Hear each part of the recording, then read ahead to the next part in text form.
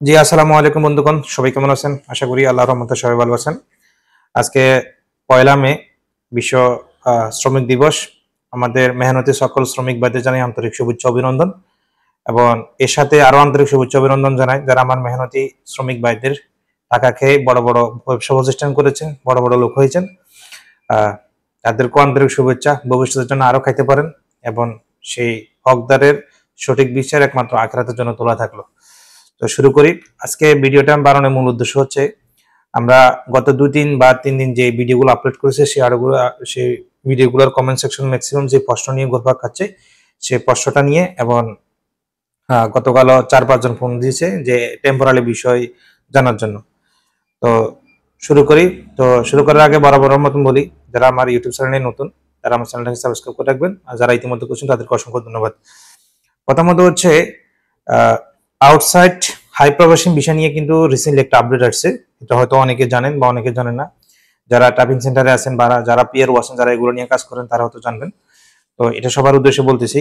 আগে আমরা যেভাবে হাই প্রফেশন দিয়ে আউটসাইড কান্ট্রি যখন ভিসা ওপেন ছিল বা সামনেও হবে ইনশাল্লাহ, তো আমরা হাই প্রফেশনের ভিসা যে সার্টিফিকেট দিয়ে ভিসা লোকগুলো নিয়ে আসছি সেগুলোর থেকে আরো কিছু অ্যাড হবে। পিছনে কি হয়েছে না হচ্ছে সেগুলো নিয়ে আমাদের বলারও প্রয়োজন মনে করি না, কারণ সেটা আমরা সবাই জানি। তো একই জিনিস বারবার বলাটা ঠিক হয় না।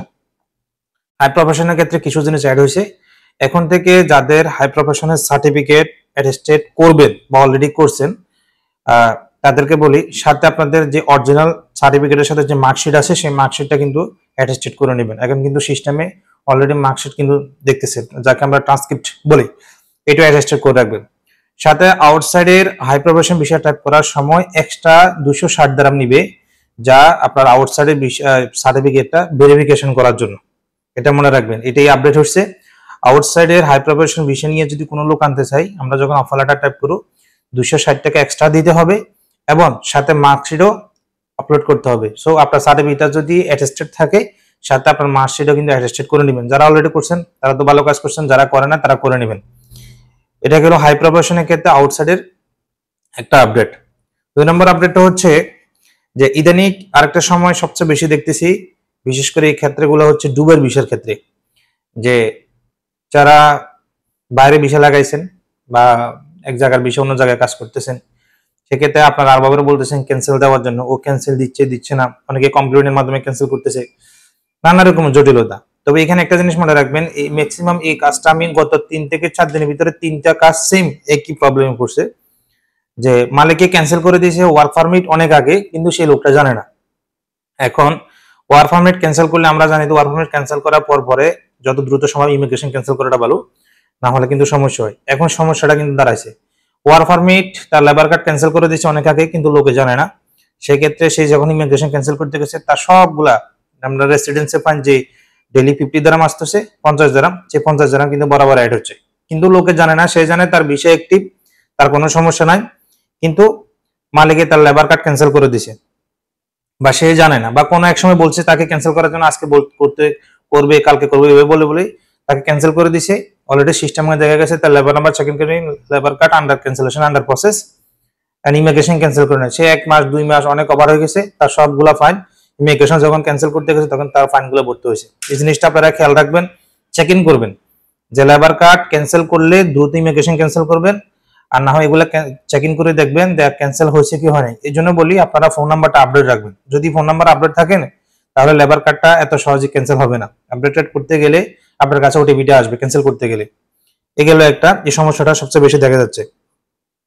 তারপর হচ্ছে যাদের ঘরের ভিসা, মনে করেন যাদের ঘরের ভিসা অথবা ফ্যামিলিতে বাচ্চা, ধরেন ছেলে বা মেয়ে বা ওয়াইফ, অনেকে আছে, অনেক হাজবেন্ডে আছে যে তার স্পন্সরের মাধ্যমে বা ভাই আমার ওয়াইফ একটা কোম্পানিতে চাকরি করতেছে, সেখানে কি টেম্পোরারি কার্ড বানাতে পারবে, অথবা ঘরে বিষয় আপনার এক জায়গায় ঘরে বিষয় অন্য জায়গায় কাজ করেছে টেম্পোরারি ওয়ার্ক পারমিট বানাতে পারবে।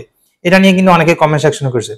এখানে লেবারে 2টা অপশন কিন্তু দেওয়া আছে, যে রিলেটিভ পার্সন নামে একটা অপশন আছে, সেখানে কিন্তু চাইলে আপনার হাজবেন্ডের আন্ডারে অথবা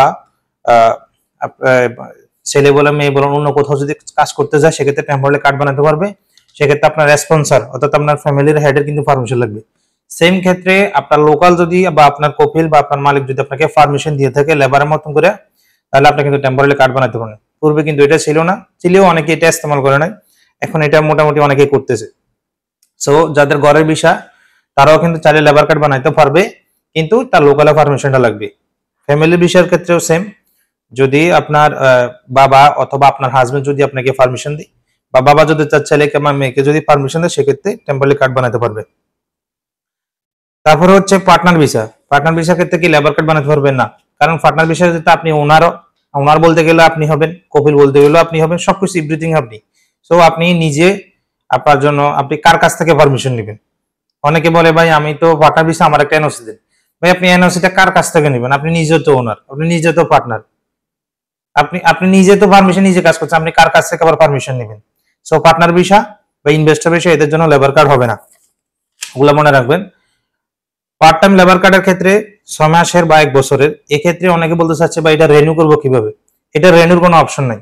আপনি যদি 6 মাস থেকে বানান অথবা 1 বছরে বানান, সেভেন এক্সাম্পল আজকে মে মাসের 1 তারিখ, অনেকে মনে করেন আজকে দিনে লেবার কার্ড লাস্ট ডেট, এখন সে সাথে পুনরায় রেনিউ করবে। এখানে রেনিউর কোনো অপশন নাই। আজকে রাতে যাদের আজকে লেবার কার্ড ডেট আখেরি ডেট, সো রাত 12টার পর এটা ক্যান্সেল হয়ে যাবে, অটোমেটিক ক্যান্সেল হয়ে যাবে, আপনি ক্যান্সেল করার প্রয়োজন, অটোমেটিক ক্যান্সেল হবে। সো আপনার ভিসার ভ্যালিডের উপর নির্ভর করবে পুনরায় সেটা 6 মাসে বানাইতে পারবেন নাকি 1 বছরের জন্য বানাইতে পারবেন, সেটা আপনার ভিসার কার্ডের উপর নির্ভর করবে। যদি 6 মাসের উপরে থাকে সেক্ষেত্রে আপনি 6 মাসের কার্ড বানাতে পারবেন, যদি মনে করেন 1 বছর উপরে থাকে 1 বছরের কার্ড বানাতে পারবেন, সমস্যা নেই। তবে মনে রাখবেন 6 মাসের নেস হলে কিন্তু আপনি কোনো কার্ড বানাতে পারবেন না। সেম কালকে আমাকে একজনে ফোন দিছে, ওর 25/10/2025-এ, অর্থাৎ অক্টোবর মাসে 25 তারিখে 2025-এ তার বিশ্বাস শেষ হবে। সে বলতেছে আমি 6 মাসে কার্ড বানাতে পারবো। ভাই আপনার ডেটটা হিসাব করে দেখেন। অর্থাৎ উনি আমার ভিডিওটা দেখলে অবশ্যই কমেন্ট করে জানাবেন। উনি বলতেছে পারবে, পরে উনি নিজে হিসাব করে বুঝতেছে সরি ভাই ঠিক আছে, কিন্তু 6 মাসের থেকে একটু কম, তাহলে বানাতে পারবেন না। সো আপনাকে লেবার কার্ড রিনিউ করা যাবে না, ক্যান্সেল হলে পুনরায় আপনার ভিসা ভ্যালিডিটির উপর আবার বানাতে পারবে।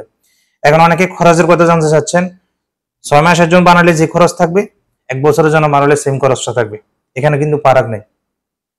এগুলো মোটামুটি আমাদের কমেন্ট সেকশনে ম্যাক্সিমাম কমেন্ট করতেছে বা ফোন করতেছে, জানতে চাচ্ছে এই টপিকসগুলো।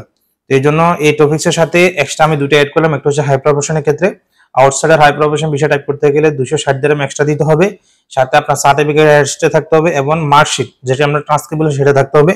আর ওয়ার পারমিট ক্যান্সেল হলে দ্রুত ইমিগ্রেশন ক্যান্সেল করে নেবেন, না হলে কিন্তু ওয়ার সেম বরাবর ফাইনগুলো স্টার্ট হতে থাকবে, বুঝছেন? এগুলো খেয়াল রাখবেন।